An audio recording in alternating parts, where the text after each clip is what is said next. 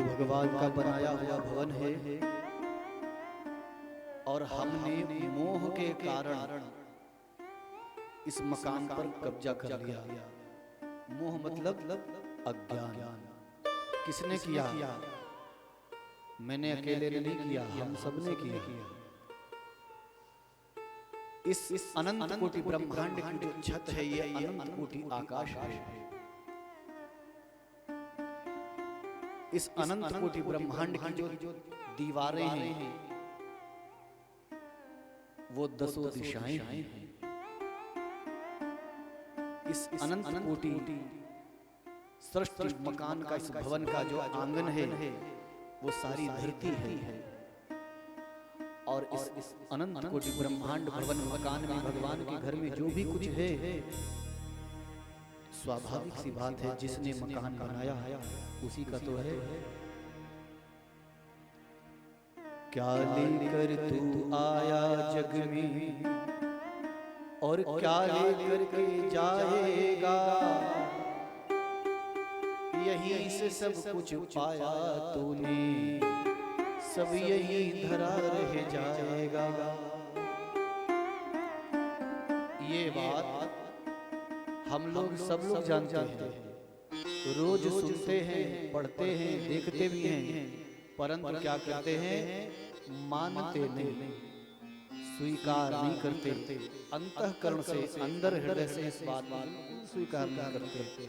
सुन लेते हैं, बहुत अच्छी बात, समझ ली, बहुत अच्छी बात, बहुत बढ़िया, पढ़ भी लिया, देख भी लिया, लेकिन मानते नहीं, एक्सेप्ट नहीं करते, स्वीकार नहीं करते कि हाँ ये बात सच है। हम लोग मानते क्या हैं? ममता। ममता शब्द का अर्थ क्या है? मम और ता शब्द का व्याकरणात्मक अर्थ क्या है? ता शब्द का अर्थ है वह, ये और वो और ये और वो, ये और वो, ये सब क्या है? मम, मेरा है। यो भी मेरा, यो भी मेरा, यो भी मेरा, यो भी मेरा, यो भी मेरा, यो भी मेरा।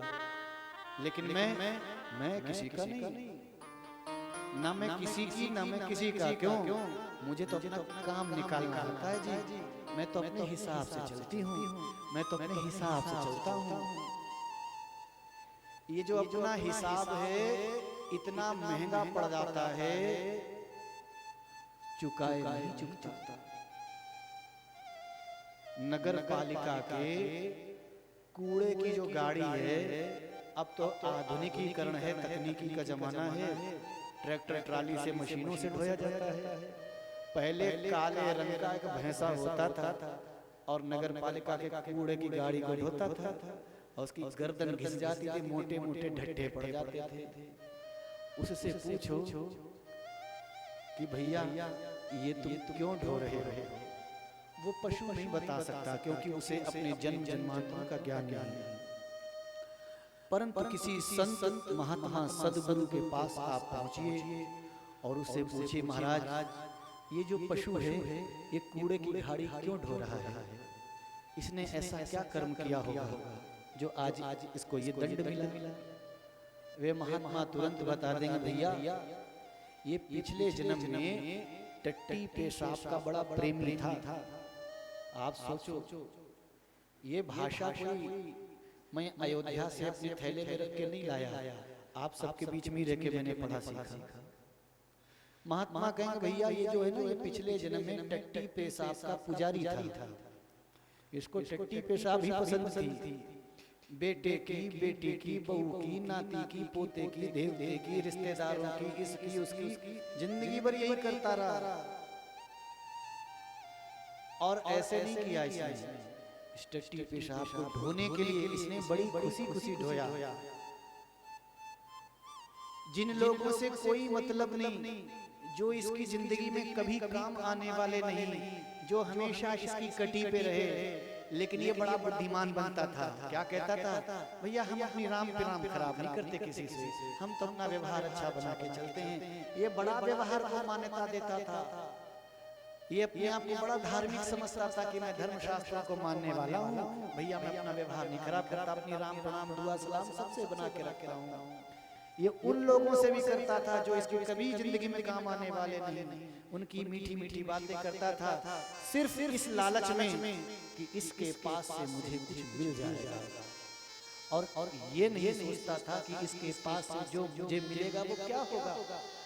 अरे उससे भी जो हमें मिलेगा वो मल और मूत्र का भांड ही मिलेगा, क्योंकि उसके जीवन में क्या है वही तो है जो मेरे जीवन में है।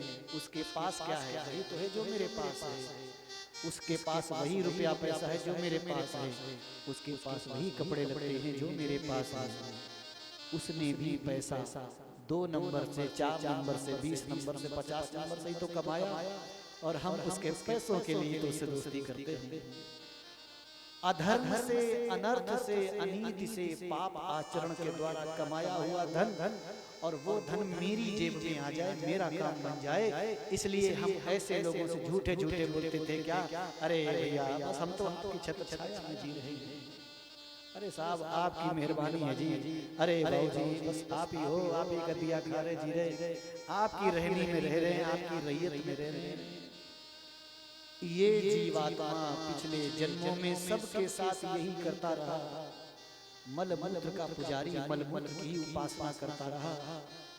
इसने कभी सत्संग नहीं किया, संतों की सभा का सेवन नहीं किया, शास्त्रों के वचनों का कभी श्रवण नहीं किया, माता पिता गुरुजनों बड़े बुजुर्गों के बताए हुए अनुभव के सिद्धांतों को कभी सुनने की इच्छा तक नहीं करी। ये अपने आप को ही बड़ा बुद्धिमान मानता रहा। तो प्रकृति का ये नियम है, ये यूनिवर्सल सिस्टम है, गिव एंड टेक। जो आप दोगे वो आपको मिलेगा, क्रिया के पीछे प्रतिक्रिया होगी। ये जो सबको बांटता रहा, जैसा करता रहा, वो इसका इकट्ठा होता रहा। अब इस जन्म में इसको ये सब मिल गया इस नगर पालिका के कूड़े की गाड़ी के रूप में कि भैया तुझे तो जिंदगी भर यही ढोना था, इसी का शौक था, ले तू पहले इंसान था, तुझे 2 ही पैर 2 ही हाथ ढोने में दिक्कत होती थी, हमने तेरी सुविधा के लिए 4 पैर वाला बना दिया और एक आदमी से भी 10 गुनी ताकत दे दी। अब खूब ढो, खूब इस गंदगी को ढो। न जाने ऐसे कितने कितने जीव जंतु जीवात्मा अपने जन्म जन्मांतरों के कर्मों का फल भुगत रहे हैं। हम लोग रोज सुबह शाम उनको देख रहे हैं, परंतु हम विचार नहीं करते, बैठ के सोचते नहीं और कभी इस बारे में विचार नहीं करते कि एक दिन हमारी भी गति यही होने वाली है और निश्चित रूप से गारंटी से हमारे साथ यही होगा। क्यों? क्योंकि हम भी तो यही कर रहे हैं। हम कौन से अच्छे कर्म कर रहे हैं? हम कोई अच्छे कर्म नहीं कर रहे हैं। हमारे बचपन के समय में हिंदी की पुस्तक सिलेबस में जो पढ़ाई जाती थी उसमें एक पुस्तक होती थी नैतिक शिक्षा। नैतिक शिक्षा या जीवन में वो छोटी छोटी बहुत काम की इम्पोर्टेंट महत्वपूर्ण बातें, जिन छोटी बातों से जीवन हीरे की तरह मूल्यवान और गुणवान कीमती बन जाता था। आज हम लोग नैतिकता के बारे में क्या जानते हैं? कुछ नहीं। बदतमीजी के बारे में, असभ्यता के बारे में तो वो तो हमारे रोम रोम से टपक रही है। विश्व के अंदर, भारतवर्ष के अंदर नहीं, पूरे विश्व के अंदर आज भी 90% लोगों को इस बात की जानकारी नहीं, समझ में नहीं है कि सुबह कितने बजे उठना चाहिए, क्या करना चाहिए, कितने देर तक करना चाहिए, मंदिर जाएं तो क्या करें, मंदिर में प्रवेश करते समय कैसे प्रवेश करें, मंदिर में प्रवेश करते समय पहले कौन सा पैर आगे बढ़ाएं, मंदिर में प्रवेश करते समय सबसे पहले किस देवता को प्रणाम करें, मंदिर में जाएं तो भगवान को कैसे प्रणाम करें, मंदिर में जाएं तो भगवान को जल कैसे चढ़ाएं, मंदिर में जाएं तो भगवान को सबसे पहले पूजा में क्या अर्पण करें। आज भी लोगों को नहीं पता, लेकिन दुनियादारी की, अज्ञानता की, इस माया मोह के प्रपंच में